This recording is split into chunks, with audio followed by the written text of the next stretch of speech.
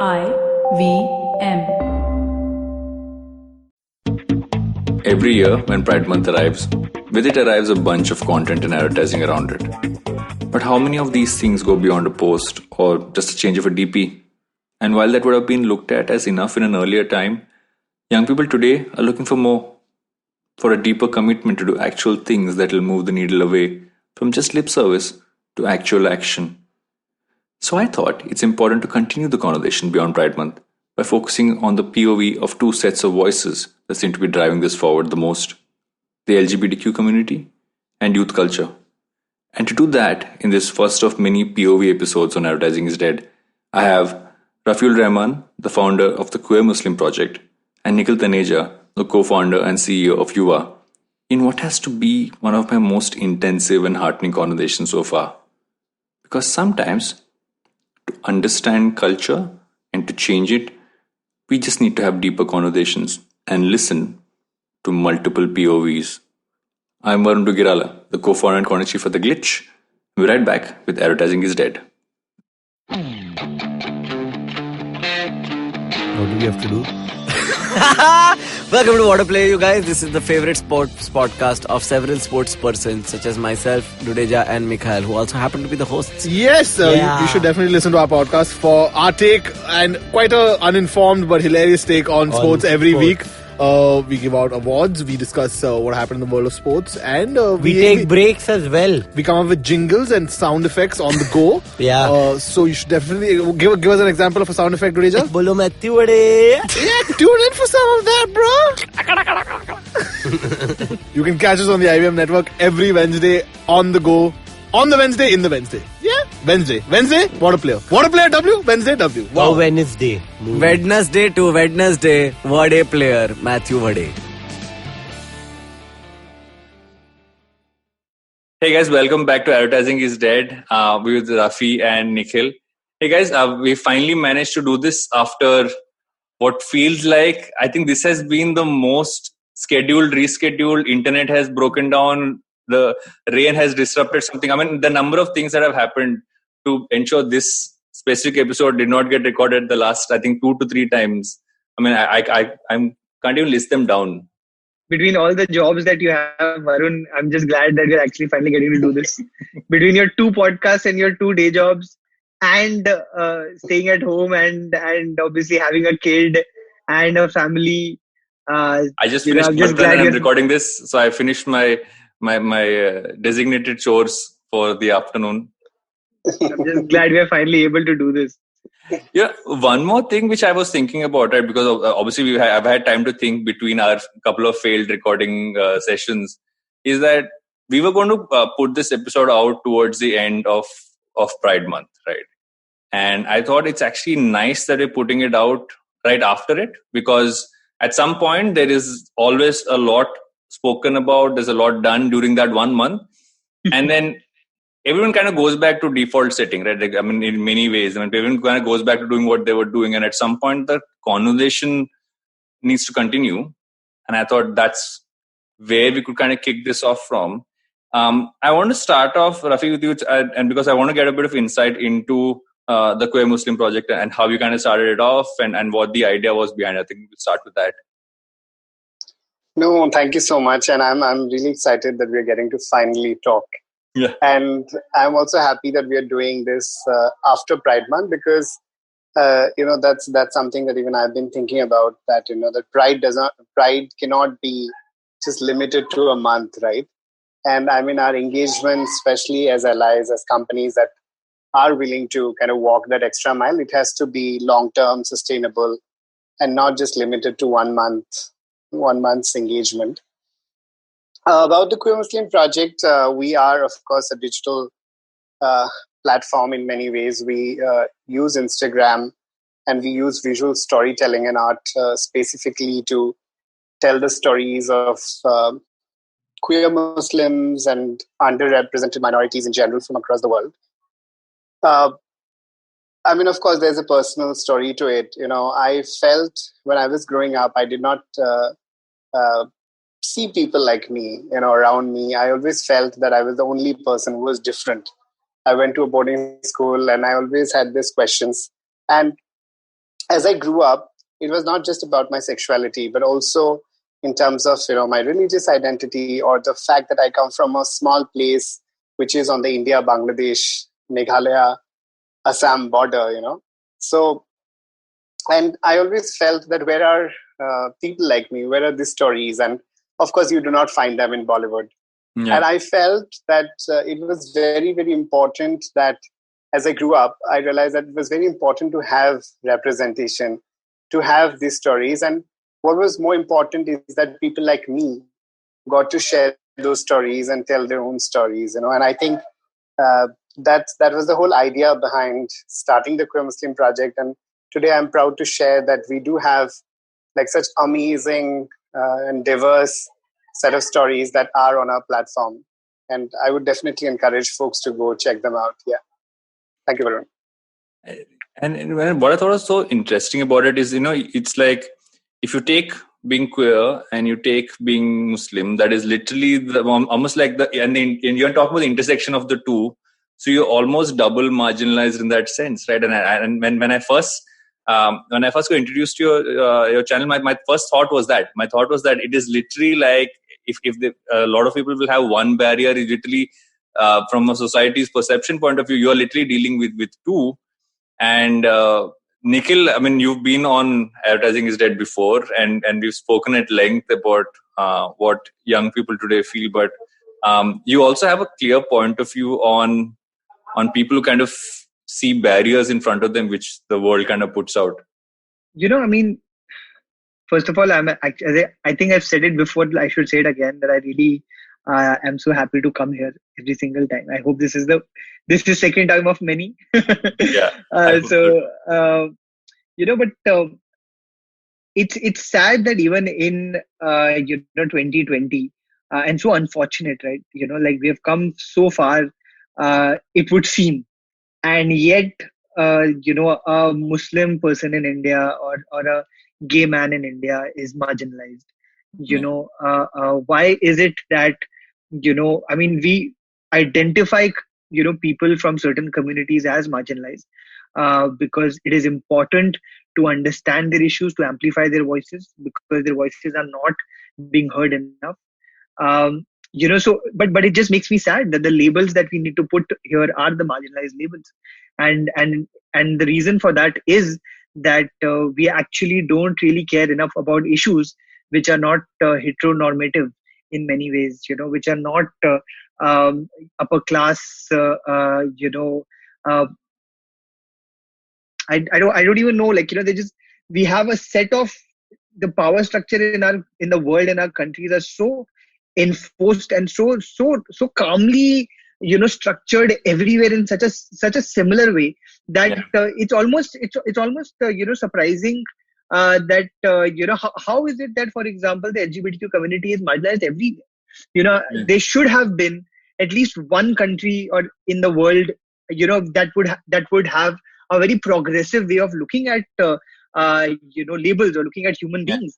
But can you imagine how conditioned we are as people across the world that this is a fight that people have to fight? So, I mean, it makes me sad, but again, I'm happy that there are people like Rafi, and there are people like there are projects like what he's doing with the Queer Muslim Project that are trying to speak truth to power, that are fighting back, that are making sure that his voice is being counted and the voice of people from the communities that he belongs to is being counted. And I'm glad that we are on a podcast like this to discuss this issue, because I feel like an issue like this must be heard by a lot more many people, and not just, as he said, during Pride Month, but outside of it as well. Yeah, one of the reasons I wanted both of you on this episode, right? Because I felt that when I look at young people today, and I think of what the LGBTQ community has gone through over. I mean, I can't say over because it has been forever. It has been the fact that this constant usage of the word normal, right? Obviously, we use normal now in a very different sense thanks to COVID. But the fact is that everybody would say, you need to behave normal, or you need to be normal, or I mean, there was a certain definition of what normal was. and every young person wants to have their own identity. I think as you grow up, you get that what your own identity gets beaten out of you, into like almost chipped away from you to some extent, till you kind of come close to what is defined as normal, right? And I think that really was the thing. And for me, and I was kind of putting on those points. I said the internet has done one thing, which is that it's allowed people to kind of showcase their normal in either openly or without being open about it, but they could still have a point of view. And I thought that's really what I want to talk about, because I think young people and the entire community, I keep forgetting so I'm going to say LGBTQI community. There's that constant pushback, right? And I go back to that word normal, and I wanted both your perspectives on how much that word irritates the out of both of you. Pardon my French. No, I definitely think, I mean, none of us are normal. Yeah. I mean, and what is normal? What is the norm? Who gets to define that norm, right? Yeah. So I think this is a question that we need to ask, that something that we consider normal it may even shift geographically and, as per social customs and traditions in other places that may not be normal, right? And I don't know. And I mean, when we think of sexuality, I think, and I do see a lot, well-intentioned folks also use that word. It's not like, people are doing it deliberately. And that's also the limitation of language sometimes.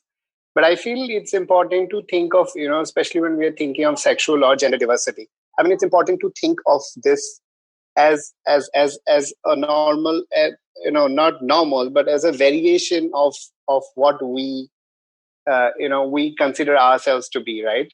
And so if we are normal, this is very much normal, and this is part of our regular everyday existence. I mean, that's how I would put it. So, but the moment we say this is normal and that is not, or this is the normal way to be, then we are already, kind of setting kind of a premium for a certain kind of behavior or certain kind of, sexuality or way of life. Yeah. Nikhil, you wanted to add? I think that either all of us are normal or all of us are abnormal, because there is genuinely no in between. Like there cannot be, because in so many ways, Varun, I'm sure you will agree that, what we feel is normal is probably what we see reflected around us in pop culture. Because most of the songs that we have heard from the time that we were born were a boy, pining for a girl, or a girl pining for a boy. Yeah. We think that is normal. How many, it's only very recently over the last 20 years, maybe, while of course Elton John has existed and George Michael have existed, but I mean, even in India today, I don't even know. I mean, Rafi, is there a singer who, sings songs, which are, one man to one man or one woman to one woman? I can't even think of an example at this point. Can you imagine? I think the only example would not be the kind which would normally. I think they would be more caricatures still, and not necessarily. Yeah, man. Can you imagine? Like what a it is, and this is also where this is also why content and advertising and pop culture becomes just so important. We are conditioned by we are conditioned by what we see, what the visual stuff that we have around us, what we hear around us, to kind of define for ourselves what is something to aspire to, or what other people are like, growing up. So women, for example, unfortunately in the country and in the world, think that being thin is what normal should be. Yeah. Because that's the only kind of women you kind of see in pop culture. Or being fair, now we know that they're like Fair and Lovely is finally changing its name to Glow and Lovely. God. But can you imagine, for so many years being fair is so ingrained in the way we think that that there was literally a cream until right now that says that I'm going to make you fair by if you buy this. So normal has been conditioned, and I think it's very important that we start having these conversations at a very young age. And it's also, I think, very, very probably a responsibility of the of content creators and and people who drive pop culture to ensure that there is no one thing seen as normal. Because I can literally now, if I ask this question to like you both here or anybody on the street and be like, अच्छा normal आदमी या normal औरत या normal person, I would say, क्या होता है normal person? और मुझे जो ना तुम, even if you define every trait you think ना, I can ask questions and then you would be like, अच्छा नहीं. But then is there any one person who's like epitome of normal? There isn't. But I guess that's also big. So for me, I've read about this, and I could be wrong as well. One of the things which I read about why, I mean, India. I will go back to history. Right, India at one point of time, long back, was actually a country that honestly was open to, didn't have as much prejudices. But over time, I mean, for me, it's become this whole thing about, and I keep going back to that word, and that word normal for me also there's a plus to it, is the fact that when I look at what Rafi puts out, I'm seeing, I mean, you need to make that normalizing, normal into normalizing, right? And I think that's what it was for me when I ran through it. I said, okay, I'm seeing stories, but I'm seeing stories in a format of content which I'm used to, because because at some point, the first recollection I had was, let's say, Humans of New York, etc. But then when I was reading those and I was seeing those, for me it was okay. These are regular people, right? And I think we've always tried to categorize, and that categorizing goes for content, goes for pop culture, like you said, goes for advertising, right? It's great that now we finally, as advertisers, are openly focusing on normalizing, but I still have a long way to go to keep it consistent. Like you said, choices we make in terms of models, in terms of stories we tell. It's a simple thing. If you have to show a wedding, what is the first instinctive wedding that you will show in a commercial, right? And it's just some of those things. It big fat Punjabi wedding. Exactly. No, but even Nikhil, what you said, I was just reminded of this song.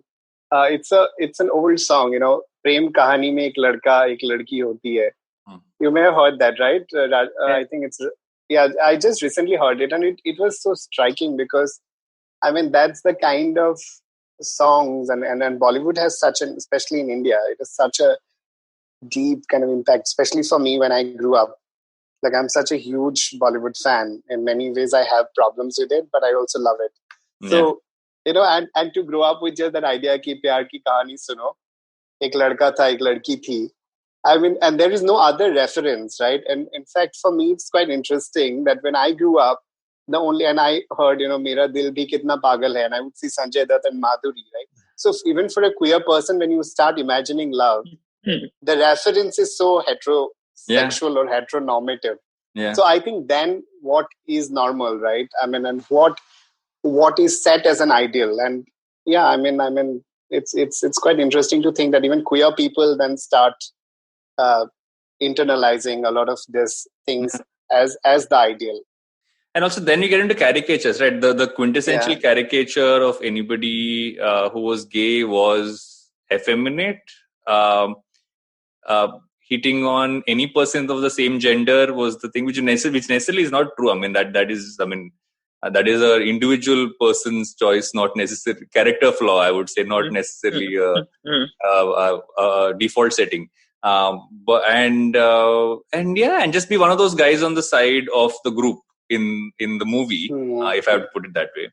But as it's expanded, I feel that we also put up some more dangerous caricatures, right? The caricature of a girl who's gay is she has a haircut like a boy, right? And you can literally like write those down, and they'll come to you so instinctively and immediately because you've seen them for so long.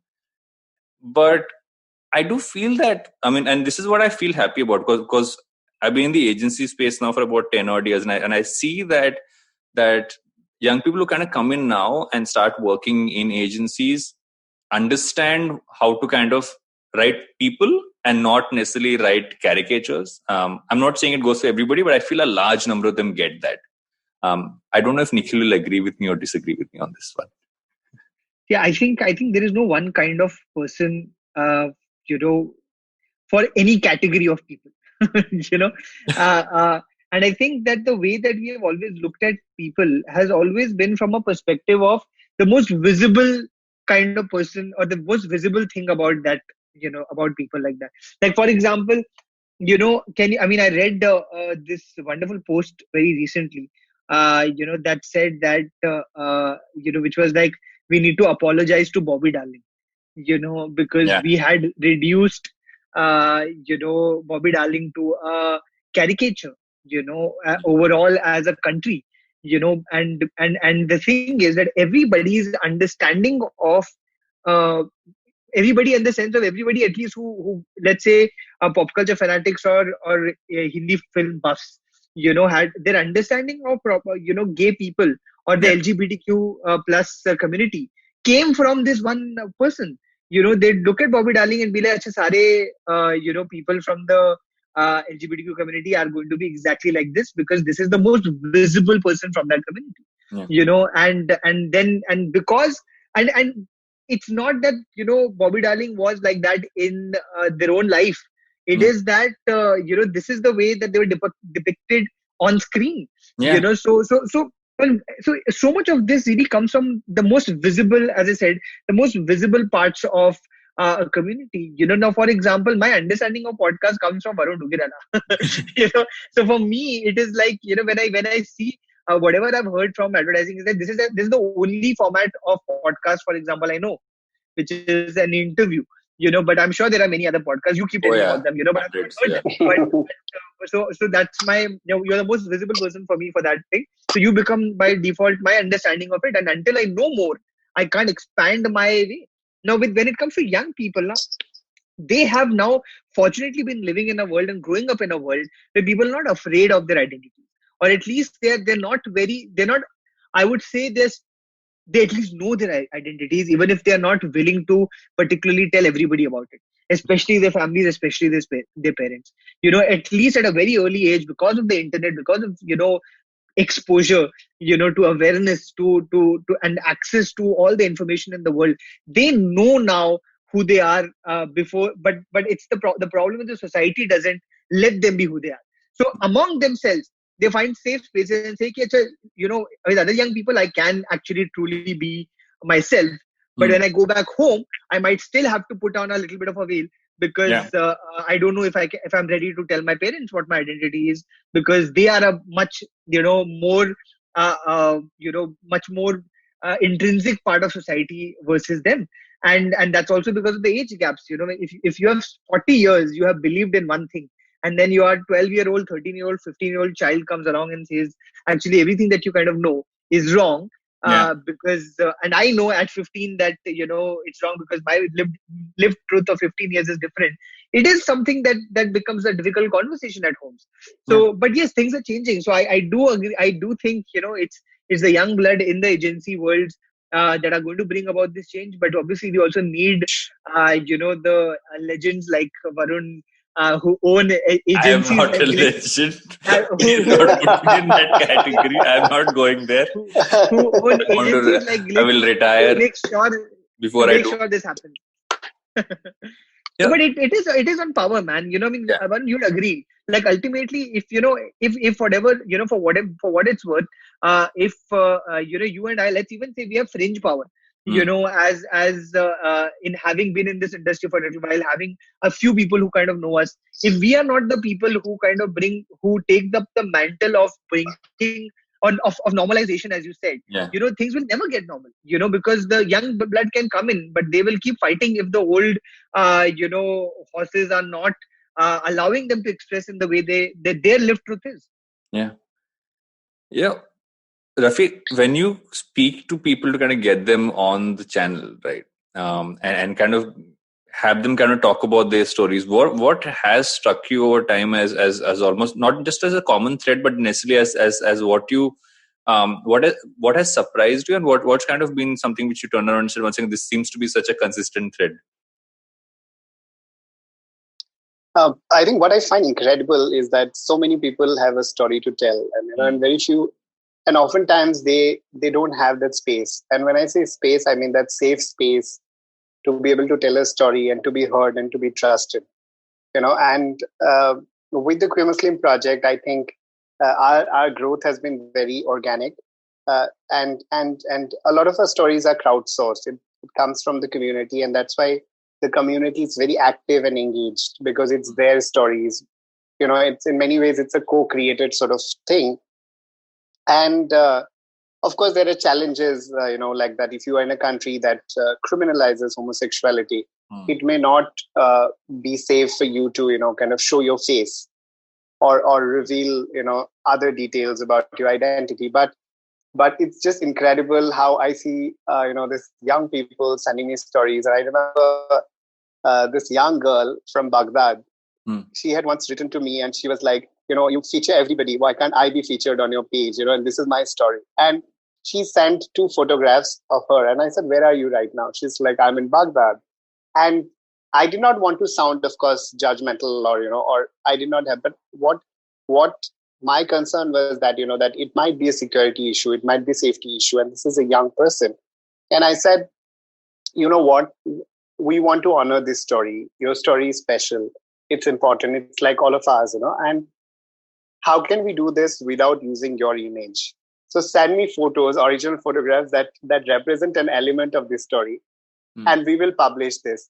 But I want to do this I don't want to do this at the cost of endangering your security, And I think that has really helped. Yes, you're telling, and I think, and this is again tying this to the previous question about representation. To be honest, I don't have a problem with the representation of a gay man as feminine. But if that is the only, kind of point of reference, and if you're you're making a caricature of a feminine gay man, then that's the problem. Worlds are so diverse. We are not holy. And I also don't like the holy cow representation, right? Where like this gay man is perfect and has no problems. I mean, we all live complex lives. So I think with the page, what has helped is that I think a lot of people want to tell their story, and that has organically allowed for a community, because a lot of queer people feel that when they grow up, they don't see people around them that are like them, that are proud and that are happy and that are celebrating their lives. Yeah. And I think on our page, you get a glimpse of that, of that multifaceted kind of reality. Yeah. I think, the point you make about not seeing enough people who might actually represent what you feel like when you grow up is the most important point, right? I mean, it's not even about, forget popular culture. If you look at the families you grew up around, or just generally when you went to school, or when, like, I don't remember the first time, and I would say that I was guilty as well of I played to all the what do you call, the stereotypes of it, right? Like, they have been like, when you're in a boys' school and someone cracks a joke about someone being gay, you would laugh, right? I have laughed. I'm guilty of that, right? But the point is, at some point you learn and you decide and say that, one second, I've learned enough that I can change, rather than say, oh, I can't change because this is what my mind has been built towards. And it's also about saying, I talk about young kids, right? If today someone's in school and they're seeing someone in their family being closeted, and they can kind of sense, and that's another angle. Right? They can sense that someone actually might be gay, but they're not showing it. Like, people are married and have kids, and when I say married, they're married to someone from the opposite gender, and the kids see it, but they're like, one second, there's something which I find familiar and that confuses them more, and these things bother me a lot more now ever since I've had a kid, and I'm like, I need to ensure that the world she sees doesn't have those things, because it's the smallest thing as saying, oh, this is a boy's toy, or this is a girl's toy, right? There are things like that which come out, which become so small, but those can kind of blow up into so much more. Kind of think about what content you put out helps kind of balance that out. If obviously we can't control families, but we can control what goes out, which because everybody's consuming content all the time. How do we control that part? I think I'm already seeing that change, if I were to be optimistic, because when I look at my nephews or my cousins, younger ones, I think, and those who are either in high school right now, I think they're so much more accepting of LGBT, and than my schoolmates were. When I was in school till the 8th standard, I didn't know the word gay. And I remember there was one day I saw an interview of, um, a story around Brokeback Mountain. And that's when I came across that word gay, and I used those Oxford dictionary, and it said archaic homosexual. So, and today it has changed so much. And I think a lot of it has to do with the content that young people are getting to see. And I think today, of course, a lot needs to happen. But I also feel, especially if you look at Netflix, for instance, right? Yeah. I mean, and of course, Netflix has been criticized for being tokenistic sometimes. But I do feel that the way they have just mainstreamed this conversation, brought queerness into the narrative. Yeah. I mean, it's incredible in many ways. And I feel that when my cousin, my nephew, who get to see this, and stories, that's the beauty of stories, because they touch your heart, right? Yeah. You relate to it. It's not just a lecture. You see another person living that reality and that truth. So I definitely think things are changing. And I feel for young people, you need more points of reference. And I think we need to tell them that there are many ways of being yourself. There are many ways of living your truth. And you should be able to decide who you want to be when you grow up, or who you are. That's your truth. Yeah. Nikhil, you've been around the country and spoken to enough young people multiple times. What have you discovered from that on this aspect, especially? From the last time that I spoke to you, I had done our first roadshow. Now we have done 2 roadshows. And this time Instagram has actually come on board as a partner for us. So I've now ended up actually going across to over 100 colleges of the country and listened to over 10,000 young people. And I'm not just saying this, we've literally like made all the charts and calculations, been like shit. And the thing that, Varun, is, when you actually hear young people, you don't just understand them, you also understand the country that we live in, you understand the society that we live in, because they are the most honest representation of, what is going on in the world around us, right? Yeah. Now, when it comes to identity, as I said, the issue that I think a lot of young people, and what I keep hearing, is just that it's so difficult for their families to accept the fact that there can be a truth outside of the truth that they have lived with. And how do you explain to somebody who is 45 or 50 and who has spent their entire life believing, for example, कि जो है ना, like the color of the shirt that I am wearing is black, but it's actually not black, it's actually blue, and we just did not know it, and I'm just giving you like, and you can't wrap around when you have one truth that you have. It's so difficult, right? Like, and a lot of these, unfortunately, generationally, everybody has been living according to, in a way that's always been, I need to please people around me, because I need to be part of a society, I need to be part of a community, so I have to live in accordance to the rules of the community. Yeah. But we are the community, which is the whole thing. We are that society, and that's something that just completely goes missed. Everyone's kind of trying to please somebody else, but nobody is really, and everyone's trying to kind of do things for somebody else. Nobody's doing anything for themselves, and that's the problem that we are seeing as society. So the most difficult things that, I mean, the greatest thing that I found is that young people are very expressive now about their sexual identities, which is beautiful. Their gender identities at all as well, which is beautiful. Like, for example, for me, like, I'm still learning, like, that it's not just 2 genders, there are more genders. So even when I kind of say both genders, I'm trying to now alter my way of speech and say all genders versus saying both genders, because this is that's the truth. They're not just 2 genders, so and it's but again, I've been speaking a certain way for 33 years of my life. Now I need to make sure that for the rest of my life I have this little bit of a change, but this is just a minor speech difference. Whereas for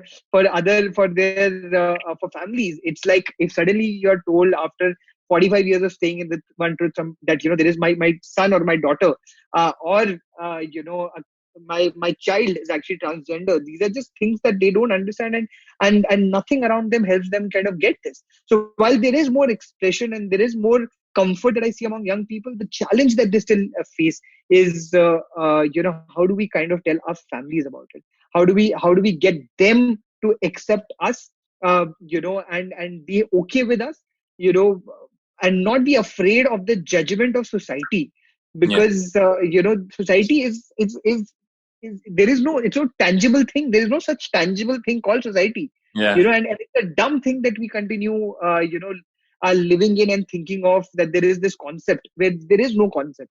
The more of us start, talking about something, amplifying something, making something normal, things will. And when I talk about making something normal, I think like what Rafi said, that the points of representations have increased for sure. But Varun, until, for example, we get to a place where the sexual identity of a person in a movie is just is a coincidence. It doesn't have to be about, like, right now, for example, a film about two people in love who are of the same gender. It's an LGBTQ film. It's not just a film. And because and which is because we also need more narratives like this until things are normalized. But until we get to a place where you have a rom-com and you just call it a rom-com, and it just so happens that there are two men in love or two women in love, or two people of different gender or sexual identities, until that day comes, we still have a lot of work to do. I think it's also tricky, right? Because there is a set of people who have understood and propagated the right point of view about this, right?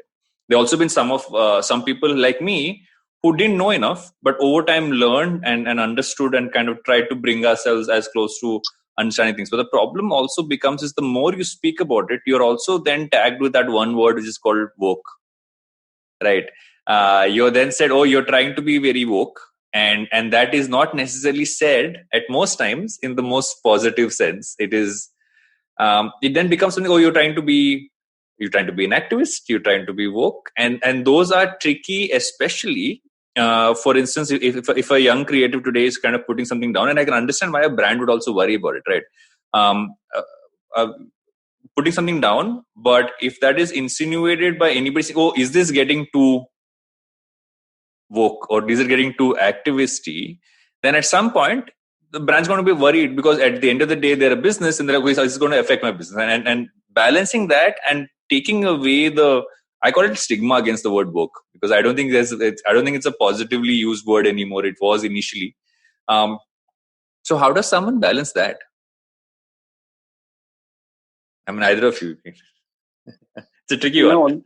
That's also tricky, and of course, also interesting.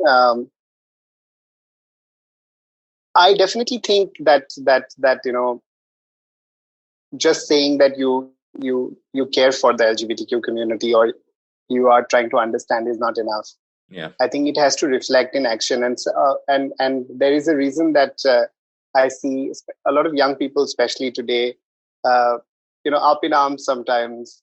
Basically, one social media post won't do on Pride Month. Yeah, about companies, kind of changing their DP during Pride Month and then going back into what they consider their normal way of operating. Yeah, I feel that the commitment has to be there and it has to reflect in actions. I mean, and that's important. And I really appreciate the fact, Varun, that you actually say that, okay, at one point you didn't know, and I think. And that today you are you brought yourself to a place where you understand more, and it's not like I, as a queer person, know everything. Like there are issues that I am not, as much aware of, right? But I ask myself, what can I do better? How can I learn more? How can I not say things that might be offensive? Right? I think that is how it has to be. We have to reflect and we have to question ourselves. And yes, there are going to be people who are going to criticize you. But we live in a world where social media has democratized expression. We're surrounded by trolls all the time. I would not call everyone troll. I would say that, there are some people who are angry and who have some feedback that they present in a very aggressive manner. But if we can learn from it, why not? Yeah. See, I'm going to go on a little bit of a rant, okay? Go for it. I'm warning you. So I have a I actually have a problem with the word woke, because Where did it being come woke, from? Actually, where did I that? have no idea, and I don't even know what it means.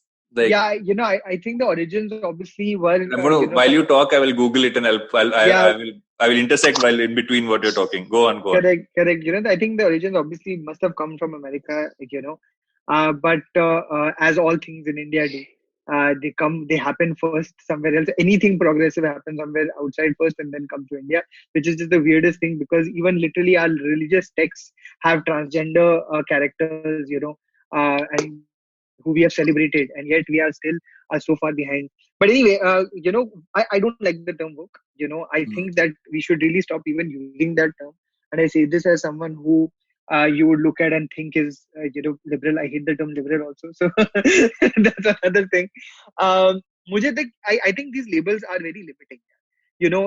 Because the moment you consider yourself woke, does that mean that you are done? You don't have anything more to learn. Does that really mean कि अब समझ आ गया मुझे और मैं कभी कुछ नहीं कर सकता? And I think that's a lot of where the anger also comes from. Even liberal, I think outspoken liberal folks, young and old, also at this point of time sometimes get angry and say things from a perspective of कि मुझे ज़्यादा पता है और मुझे सब पता है. But Correct. that's not true. None of us, actually, I would say that none of us know enough. We are living in a very fluid world where, I every must single interject here, and I must talk about this post that you shared today morning, Nikhil, on your Insta stories. Where somebody wrote you because of something you posted saying, "हाँ भाई तुझे सब पता है, मुझे मालूम है, अबे बस कर." I had a very interesting follow-up chat with that guy. I responded to him. I said, कि, अच्छा मैं try करूँगा ज़्यादा. And then he's like, नहीं नहीं मुझे actually, and the moment you kind of reply nicely to any of these people, right, who message you or in a trying to be sassy. If you kind of always reply nicely, then you have a conversation. So his conversation also was valid actually. He's like, do we all need to give opinions about everything? And I did tell him, I said, you've probably not been a very, you've not been following me for very long. I try very hard not to give opinions about things that I don't understand. Or don't try to not give knee-jerk opinions. Like even if I'm talking about nepotism yesterday, it's after 3 weeks of discussion about this topic. And the reason I didn't do it for 3 weeks, I didn't think that I had anything to offer in those 3 weeks. I just feel like I have a perspective that I want to put out, and for me, it's about expression. And I think that's what should be true for everyone else also in many ways, because I don't think that any of us really know enough. So if we are all calling ourselves woke, then are we to say we are not waking anymore? Are we to say but ho gaya abhi so sakte hum log? Which is not true. I think we all need to be constantly okay with the fact that we don't know enough. I think we all need to come from a place of really knowing that what we may know is one truth, which is our truth. But we may not know the truth of anybody else around us until we kind of know their stories. And which is why there are two things that I really, really espouse a lot, and I've obviously spoken about them before. One is, empathy. I just think that, if we have all our conversations, keeping in mind this idea of empathy and kindness about the fact that, instead of judging somebody for that one thing they know or that one, opinion we know of theirs or that one label we know of them. This is the LGBTQ plus person, so this person is going to be this way, or this is a straight person, this person is going to be this way. There's no such thing. It's a human being. A human being can be of any different time. You can have, like, again, for example, straight people can be assholes and so can LGBTQ people be assholes, Just, you don't have to be nice to somebody because they're from a community that you are championing otherwise, I mean, I'm giving an example. I think you should be nice to everyone.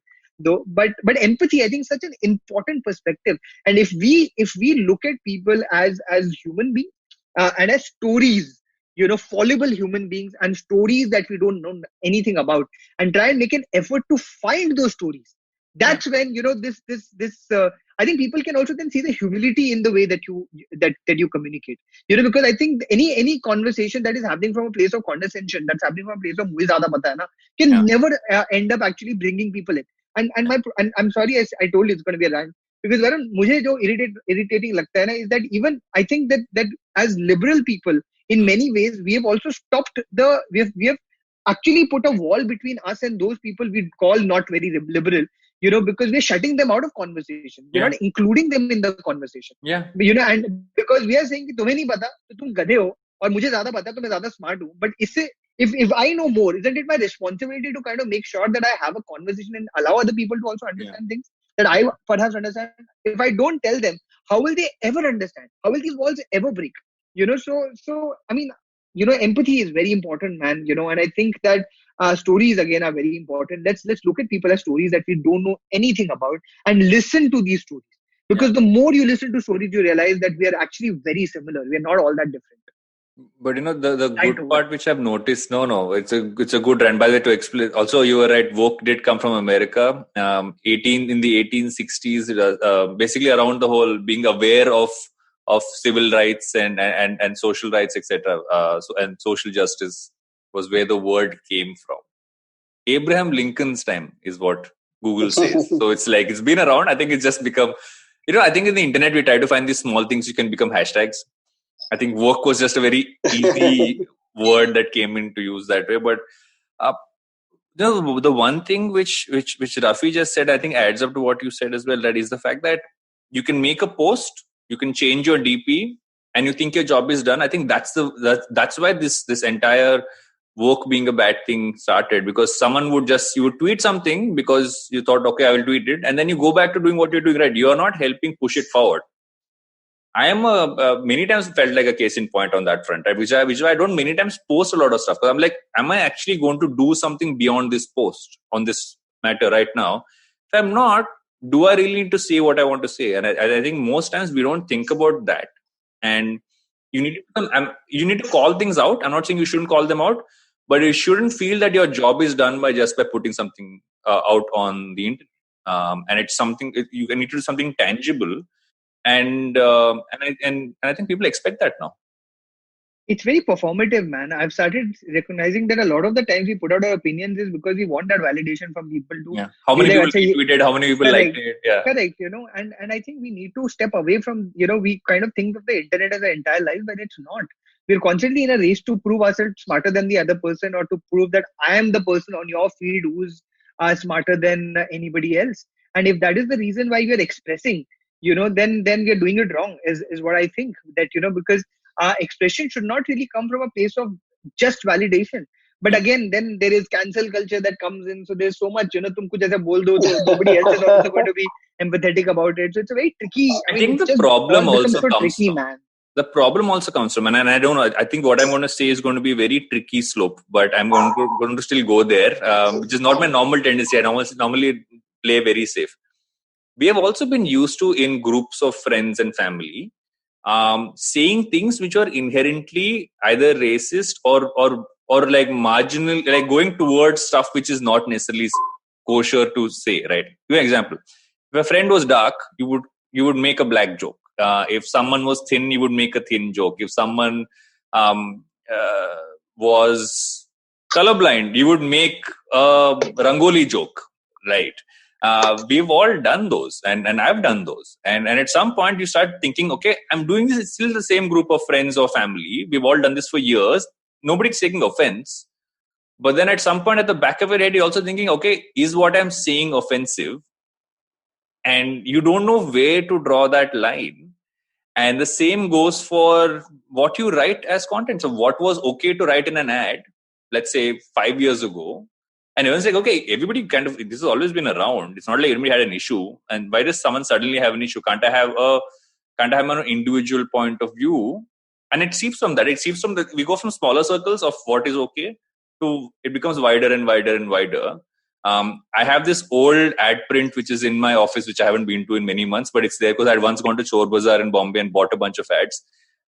The ad was, I think was it for Horlicks? No, it was, I forget, I think it was a cigarette company or something like that. And it was like, get your wife something. And it was basically that whole thing, right? It was the quintessential male has come, do this for your husband to make him happy kind of an ad, right? Which is not necessarily what, if someone tries that today, you know what's going to happen to them. It's just that it's like, okay, chal raha hai na, is it, why do I need to change it? And when someone says you need to change it, like, why are you screwing around? We've been doing this for so long. I felt like I just ranted. I'm going to let Rafi come in here. He's been hearing me and Nikhil rant now for a bit. No, I think too often we normalize some of these very problematic kind of attitudes and behaviors and language in our inner circles, and I think that's where the whole problem starts. I think sometimes we do need to be able to. In fact, I remember a friend, who got married last year in Bombay. I went to attend his Sangeet, and he had created a playlist. He said that no songs would be played that are sexist, or misogynistic. What was left? What was left to play? So we used only, and he had created that playlist, and he was like, I am going to hold myself accountable in my wedding. I'm like, wow. And somebody actually did that, and it was fun. I mean, we did. I mean, of course, they had other songs, but just to think that somebody actually did it, most people would have just laughed it off. You have schools playing char bottle vodka right now. It's like that. Yeah. I've heard that happen. So society building performances of kids dancing to char bottle vodka. Dude, shaadi mein yaar, like in my marriage, I mean, when you're getting married, you hear the things that the girl, when the shloks that are being read out, some of them are really like offensive to women. When you think about it. So I was like, I want to know what is going to be said in advance, and then I told the pandit कि ये सब नहीं बोलना, ये मुझे नहीं, मैं नहीं सुनना था ये. These are not things that need to be said. Of course, I didn't make a public thing about it, but very privately I wanted to really, I recognize that there are just things that are said that it's just been accepted for the longest time, and we should really do better. Yeah. But I remember this very interesting thing that Shabana Azmi once said. I got a chance to hear her at Miranda House, in Delhi University, and she was there. And the whole conversation was around item numbers, and how they tend to kind of objectify women. And she said something very interesting. She said there are item numbers and item numbers. And she said, if a song is, मैं तो तंदूरी मुर्गी हूँ यार, गटकाले से alcohol say, I mean, who is telling that?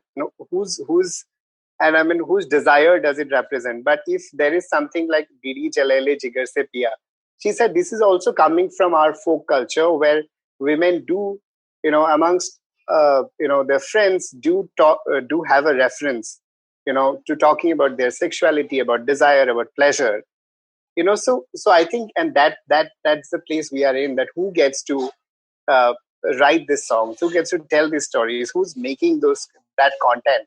And I think it would be very lazy if you just walk away because somebody questioned you, because it's a responsibility. Of course, sharing opinion is one thing, and I think we should all be entitled to sharing our opinions. But if that opinion is coming at the cost of denigrating or vilifying a community that is already pushed to the margin, I think what kind of injustice are we perpetuating in our everyday lives? This is something that we really need to be mindful of. And, and not just think of it as something serious, but think of how are we doing that in our everyday lives in little ways, I think that's something to think about. I think really, really important point that Rafi's made, like who even gets to kind of tell these stories is just as important as the fact that these stories are being told. Like for example, there are times, somebody has like, a couple of months ago, because I write a lot of threads. So somebody reached out to me and said, why are you not writing a thread on the death of the queer kid, who was forced to do conversion therapy. And I said that because, I don't know enough about the lived experience of that. This is not my opinion to be put out into the world. This is an opinion I would say we should amplify from those young folks who are queer, who are putting these opinions out and who have the lived experiences of having gone through this. Why should I be the one, telling that, okay, I read this, while of course it is about a young person, and I do talk a lot about young people, and this is an important perspective to be put out. I'd much rather amplify the perspective of somebody else who is from that community, and that is going to be a far more authentic perspective than mine. Even if for whatever it's worth, I'll try to make it thoughtful. But it's very important that we recognize these things. As you said very well, Varun, there are we need to kind of also understand these lines. Where do these lines exist? In private, with my closest group of friends, can we take each other's cases? Yes. And what are the most obvious ways that we take it? My brother calls me, because I'm overweight, my brother has the choicest of, animals to compare me with when he meets me, but I obviously don't take offense on that because he's my brother and he can call me whatever he wants, and I will call him whatever I want, and we'll take each other's cases. But, of course, but I also need to understand that is there a line that, like, if I was sensitive about my weight, then I would tell him and I'd be like, iske baare mat baat kar, you can make fun of anything else. And I suppose that also kind of comes within ourselves in our safe spaces of friends, that if we say something which is seemed offensive by somebody else, we should be open to having this conversation, and we should be very, very open to listening. I always keep coming back to this. बहुत problem है हमारे अंदर, हम लोग ना सुनते नहीं है, बिकॉज ना जब भी कोई हमें कुछ कहता है ना, हमको हमेशा अटैक लगता है, हमको हमेशा ना क्रिटिसिज्म लगता है, हमेशा लगता है कि that we are going to we are all immediately become defensive about, नहीं मैंने तो कुछ गलत नहीं कहा था, तुम गलत सोचते हो, or you are now, which is where you come from, right, or you are being too woke, or you are too, not everything is an offense, etc., etc. Listen once, maybe there is some truth. Dude, yesterday, okay, I'm going to tell you, very interesting, okay, and this is, yesterday I put up a story where, where somebody had, which is a picture of Angela Merkel and Jacinda Ardern, and the headline was, seeing how women leaders have done so well across the world in COVID responses. Does this prove that women leaders are better than male leaders? And in this respect, and I shared and I said yes, yes, and and somebody, and then it was 3 women who reached out to me saying, let's not reduce women to these identities where they're expected, where we are only kind of putting, we're correlating empathy with them to such a strong way that we kind of again gender this idea that women are more empathetic than men, because there are all kinds of women. Now, for me, of course, I had done it more as a Yas Queen thing versus like a nuanced criticism. But I said, yes, that makes complete sense. In fact, there was this one very good response that I got, which was a woman who said that, it's absolutely okay that we kind of, that we are celebrating. But can you think about it, that some of the most, every single time this is said, that the photo that is used is only of Jacinda Ardern versus the president of Taiwan, who's also a woman, but she's not a white woman, and who has also done a great response. Or for that matter, from our own country, in South India, we've seen a response. I'm forgetting the name of the health minister of Kerala. Yeah, right? the health minister of Kerala. She's done such a great. She's had such a great response. Why is her? Whenever these photos also there, it's always white women who are at the forefront. And then suddenly I was like, oh my god, this has just opened my mind. So I thank that person for a perspective. And then and it helps, and it teaches me something. And perhaps even to that person, it kind of makes them realize that, maybe they didn't need to attack me and just probably try to have this conversation because I was willing to have this conversation. And at the end of it, both were happy and learned something, I would say. Because prejudice and stereotypes are so deep, right? In every aspect. And like I said, if someone calls you out, you need to at least be able to hear that out. I sit in the center of things, right? I'm not necessarily extremely liberal, neither am I I'm not on the other side. I'm little more liberal than I'm on the other side.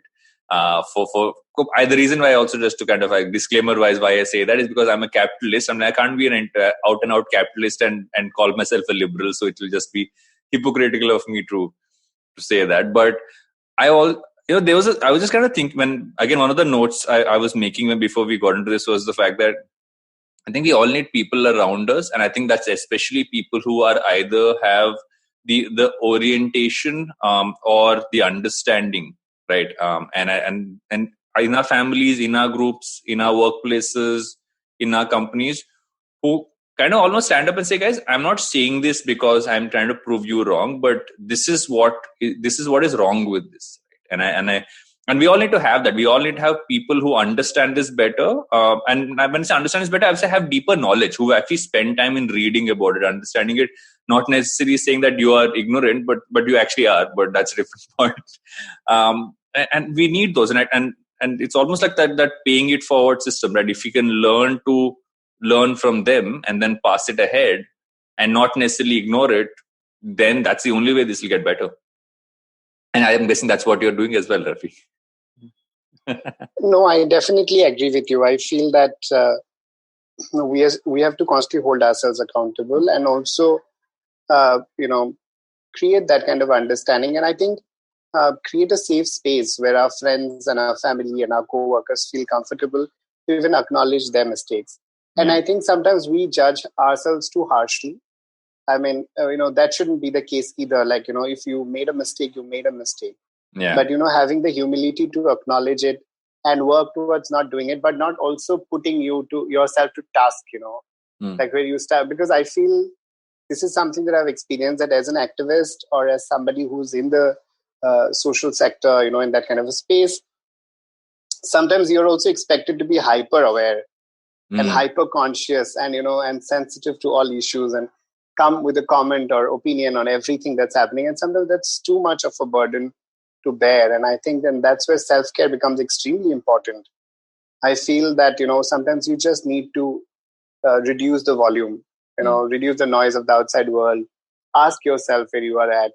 If you're comfortable, to even engage. And definitely creating community is very important. And in fact, recently, if I can talk a little bit about my work, we realized that with COVID-19, what has happened is that a lot of young queer people are in isolation with their families, or due to the lockdown, and not every queer person has a very happy-go-lucky sort of a relationship with family or with the parents or with extended family.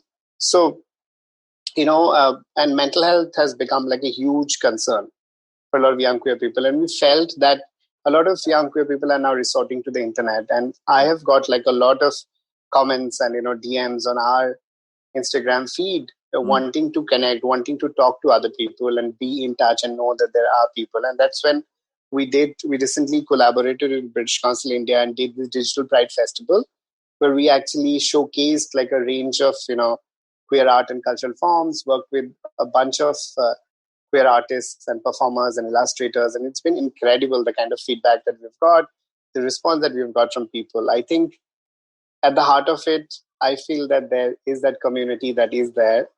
And, and that we all need to also, as much as we call out each other, we question each other, I think there also has to be that care and that collective care that we all can support each other and love each other and be there for each other. I think that's very important. Yeah.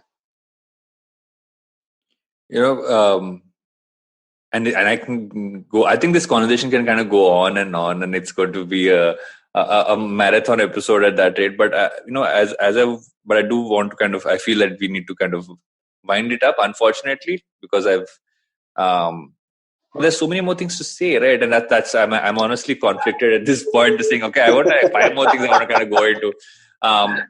But I actually wanted to come to one point, right? Is the fact that if you had to turn around, and because you're talking to an audience which is going to go out and going to be part of the media, is going to be part of content creation, is going to be in advertising.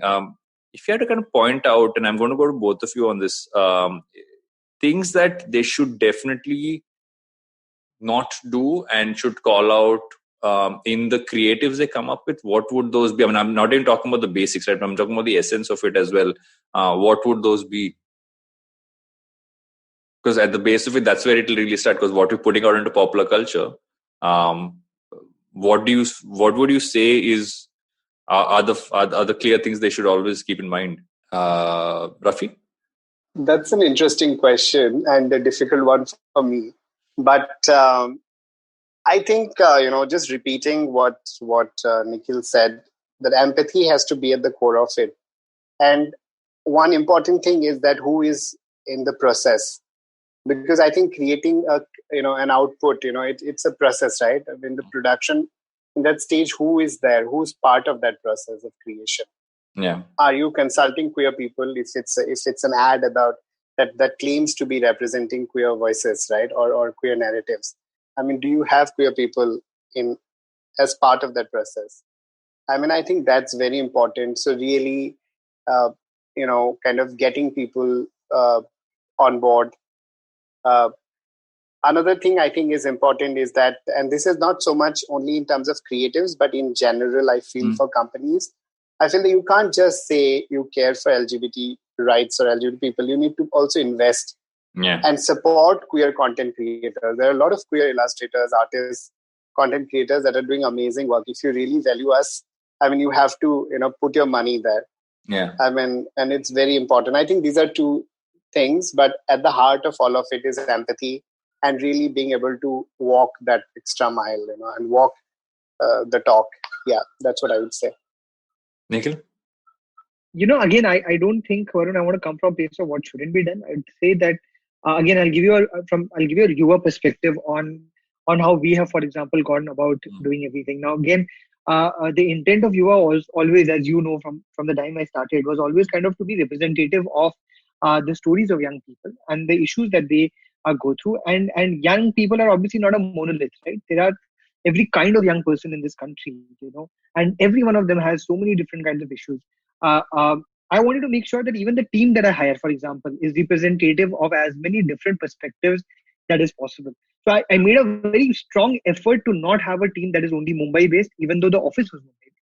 So my team has people from Indore, Jamshedpur, Gurgaon, I mean, when I started off, even at Hyderabad, Ahmedabad, where else?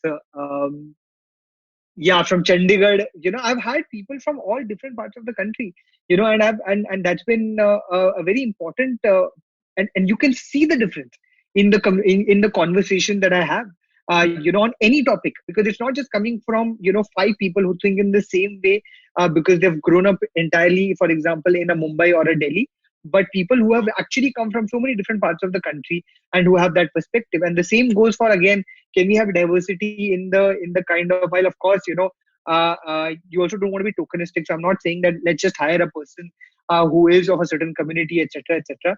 But at the same time, I do keep myself accountable to that, that do we have a LGBTQ point of view in our team? And if you don't have that team, that, should we make sure that that perspective is there?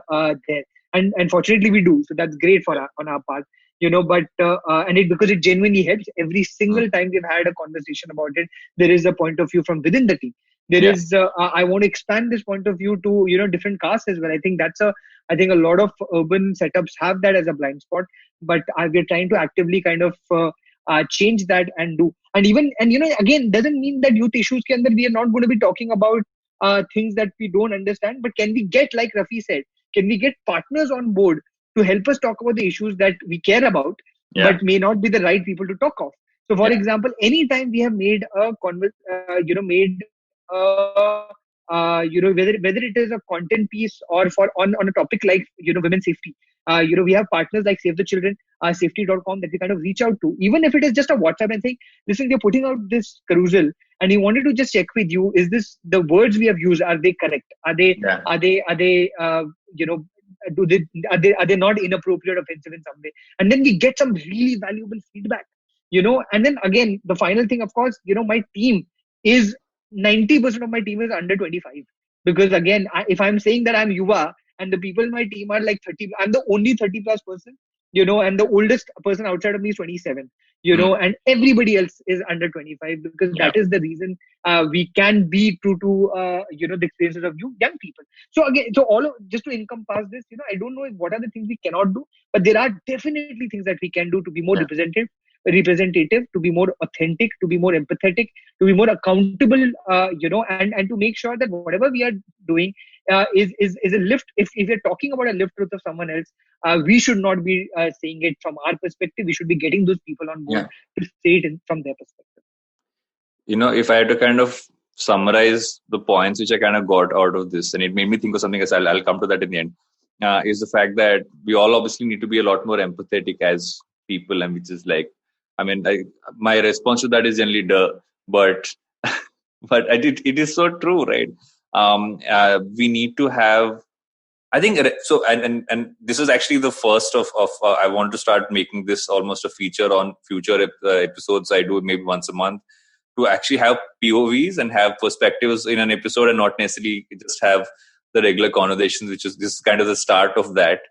And the fact that you need to have diversity doesn't mean that you have to put something in a bucket. Everything is diversity, right? And like you spoke about the people from across the country. I mean, I'm from a small town, and that for me, for the longest part of my life, was considered a disadvantage, right? And I'm like, in hindsight, I'm like, no, it wasn't. Like I think I've had many things which other people didn't have, who were from a Bombay or from a Delhi, and also kind of have people around you who know better about you about certain things and listen to them. Yeah. And just generally even listen to the ignorant ones as well, and kind of talk and then explain to them as someone would explain to you, and find your champions on that, like, or to reduce your own ignorance, right? So I have my personal one, and it's what came to when you're talking about the person who should have. That's been my sister for me for years, right? Sister can say, what you said just now is not right, and she'll explain to me why. I'm like, fair enough. And she's 9 years younger, but definitely smarter on some of these counts. So I feel like I've learned many things from her. You need to have those people in your family. You need to have those people in your office, in your organization, and I guess diverse voices is what we all need. Dude, I want to just add to that, because there's this quote that I read long ago. I forget who it's from, but that kind of just always stuck to me. Because it says that if you're the smartest person in a room, you're in the wrong room. I find that I agree. I find that it can have nothing to do with age. Like you also yourself said, you listen to a person, who's your sister, but she's 9 years younger to you. I listen to the people in my team. In fact, this is a fact, even though I'm the boss of the team in that sense, whenever we have to take a decision and that I'm unsure of, now I ask the youngest members in the team that, do you think that we should be going ahead with this? If they say yes, then we go ahead with it. Otherwise, 99% of the times, I'm just like, okay, I am wrong, and this is just how it is, age cannot be a factor in thinking that you know more than people. And I think that just needs to be said out a little bit louder. And I want to wind this up with what is POV on this one is. No, I think this has been such an interesting conversation, and of course, a lot to think about. And one important thing is that, and which Varun you also pointed out, is that too often we tend to put diversity and inclusion in a box, Yeah. But I feel that all our work should have a diversity and inclusion lens. I think we should use a queer lens to all our programs and not do something separately for queer people. Yeah. But see, our regular programming, does it have queer issues? Does it bring in gender? Does it bring other important intersectional sort of, kind of lens? Yeah. So I think that is important. I think that way we will save money. That way we will not do extra work. Yeah. And that way we will be more competent and we will become more empathetic. I like how you started with save money. You got a lot of attention from many quarters when we started. Very smart. You started with the right point. I think that's important. It's important because otherwise we are just going on and on and on, and we are just like it is not taking any of us anywhere. Unfortunately, right? Yeah. And I want to reiterate this point. In fact, Varun, honestly, all the bigger pieces of content that we have done at Yuvaa, the 3-minute content, I would say about 75 to 80% of them always have a queer person inside. Even if and 80% of these videos have not been about queer issues. So even if you're talking about mental health, or we're talking about masculinity, or we're talking about anything else, under the sun, we ensure that we have representation when it comes to having a queer folk as part of the 8 people that we have over there. Because we should not just have a video only featuring queer kids when we need to talk about queer issues. We should make sure that those kids are also part of our other issues as well. And that's when you're truly being, I think, representative and authentic versus tokenistic or symbolistic. I don't know. Thank you so much for doing this, guys. This has been awesome. It is exactly what I wanted this to be. And it's open-ended enough that we don't have, you can't come with a conclusion to this one. This is necessarily a conversation. But thank you so much for taking the time. And we finally did it after 3 failed attempts. This is the 4th one, and I think it was great. I know we have overshot our time, but the last time also we spoke, at the end of this conversation, I said, I have a story. Can I say it?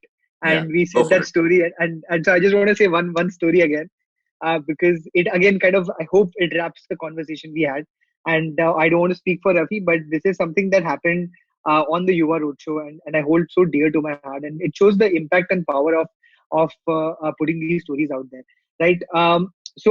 We met literally 2019, the first roadshow we went, the first city we went to, okay, Ahmedabad. There's this young kid who comes up on the open mic that we do, and he comes and says that, my name is so and so, and he's sweating, and he's like, I'm bisexual, okay, and we were like, okay, and we cheered for him because we just thought that, it's pretty cool that in a public space, on an open mic in a city like Ahmedabad, he's coming and he's openly speaking up, and this 18-year-old who was sweating suddenly got super like confident because he was just like, oh my god, I can't believe that you guys have cheered for me. This is the second time in my entire life that anybody has accepted me for being bisexual. And we were just like, okay. He's like, I was going to say a poem, but I want to now tell my story because of how you've made me feel. And then he ended up telling his story. And his story is, I would say, unfortunately, a story of a lot of, queer folks, young queer folks in India, which is that his parents found out, and they kicked him out of his home at 17. His father thought that there's something wrong with him and told him that you cannot stay with us. And this boy but said, it's okay because I have this one friend who cares about me, who loves me, and I'm going to be okay. I'm going to be fine. And you guys have cheered for me, so I'm all good. Everything is fine, even though he's had a really, really tough time growing up. We put out his video, Varun, and what happens next, literally, this sounds like an internet listicle, but what happens next was just absolutely enormously beautiful. Okay.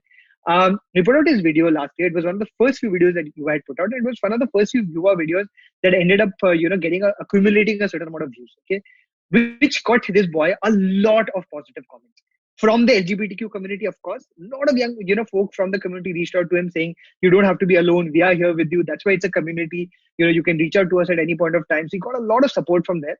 But he also got messages that he screenshot and sent us from people who say, "देख भाई, मुझे ना game समझ नहीं आता, मुझे homosexual समझ नहीं आता, but तू बहुत प्यारा लड़का है. तेरी story इतनी प्यारी है ना, I'm going to be there for you if you ever need something." Because he had spoken about how, his friends had not accepted him, how he had got flashed when he was a younger kid because when they found out that he's bisexual. So everyone was just reaching out, saying all these wonderful things.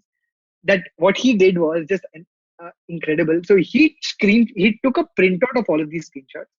He put them on a scrapbook and he went back home to his parents. Because the time when his parents had kicked him out, they said that तुम्हें society accept नहीं करेगी, लोग क्या कहेंगे, so you can't be with us. So he went back with this scrapbook and said to them, आपने कहा था society मुझे एक्सेप्ट नहीं करेगी, ये देखो सोसाइटी तो मुझे एक्सेप्ट कर लिया, अब आप क्यों नहीं कर सकते. आपने कहा था लोग क्या कहेंगे, ये देखो लोग क्या कह रहे हैं, तो आप क्या कहोगे. And literally he said, my dad still didn't understand, but my mom went through every one of those screenshots, in that scrapbook, and at the end of it held his hand and said, I'm going to try. And 1 year later, I'm so proud to tell you guys that his mom is actually not shifted in with him, because she really started understanding his perspective because of this one story that he put out, and this is the power of expression. This is the power of stories. This is the power of listening. This is how things can genuinely change, so I just wanted to say it because I'm so proud of this story. This boy came to us, pre-pandemic to our office with a cake saying that, this is what's happened to me. And you guys must know that he's written a letter to me, which I hold very dear and is still with me. But this is the power of narratives, yeah, of having more stories in our world. What's interesting is that there is literally a boy who was at that open mic also who came up to him right after his open mic and said something, saying that, listen, I have been homophobic so far, but after hearing you, I actually just want to know more about what sexuality is. Can we catch up for a coffee? This is the power, man. And, and it will only happen if we listen and if we express ourselves. Thank sorry. you. Yeah, Thank sorry, you so much, I just want to first say sorry to Varun. Thank you. Because, No. every time You I'm told in the this story to podcast- me before and I had goosebumps then, and I have goosebumps every time you tell me the story. So yeah, I'm happy you told it. No, and I have goosebumps. So thank you so much, Nikhil. I think it's incredible because I do think stories are so powerful. And with the Queer Muslim Project, in fact, we've been getting such DMs, and I think one that really stood out for me was this young girl. I think she was 16 or 17 from one of the Middle Eastern countries, and she wrote to me saying that that I used to go to sleep crying, but tonight I can go to sleep peacefully, knowing that there are so many people like me out there, and that is my community, and that I'm not alone. So I was so moved, I was so moved because I felt that, sometimes we don't realize the impact of our work, but these stories are reaching so many people and touching lives. So that's so important. Yeah. Thank you, guys. And couldn't have been a better story to end this conversation. And thanks for coming on Advertising is Dead. Thanks, Thank you. Varun, for having us. I know the next time you'll call me is after 2 years, because I speak enough on one episode of yours to last for 2 years. So I know that. I'll wait in 2021 end before you call me back again. It's all good. I hope you enjoyed that show. I'd like to thank our sponsors this week, Paytm Money and Intel. So, been a really exciting week on the network this week. We've had some really cool stuff. My old friend Vivek Lad was on Storytellers and Storysellers. Definitely do check that out. On Cyrus Said, we had Ashwin Sanghi on Thursday's episode, and Cyrus and myself did a cock and bull, just the two of us. That was fun as well on Monday. Do check that out. Masaba was on Advertising is Dead, which was another really, really strong episode from Varun. And on the sports front, both Edges and Sledges, Football Shitball had some really fun episodes. That's the Football Twaddle. Do check those out as well. And if you haven't been paying attention and you haven't been listening to Smile India in these times, I don't know why you aren't. It's the most uplifting show that you could listen to. It's a short, bite-sized piece of really positive things that happen in India. Do definitely check that out. And with that, we hope to see you again next week.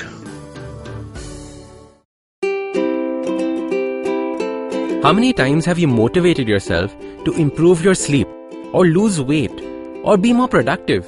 How many times have you failed? Hi, my name is Ashton Doctor.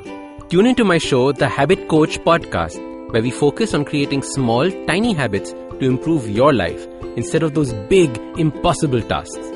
So make listening to me a habit every Monday, Wednesday and Friday on the IVM Podcast app or ivmpodcast.com or on your favorite podcasting app.